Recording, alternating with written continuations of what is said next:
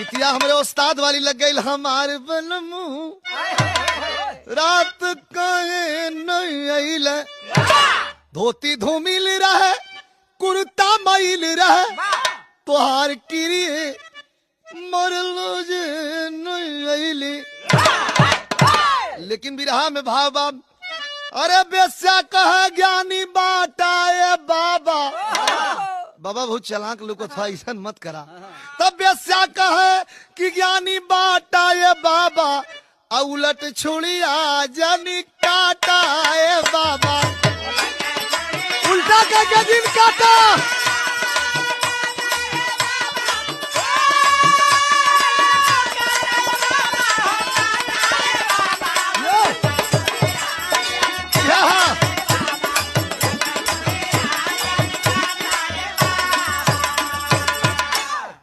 कहे बाबा ये उलट के छुड़ी बेस्या निकल गई भरे कहते बहुत ज्ञानी लोकत हुआ ये उल्टा छुड़ी के काहे के बकरा काटत हुआ सीधा के काटा।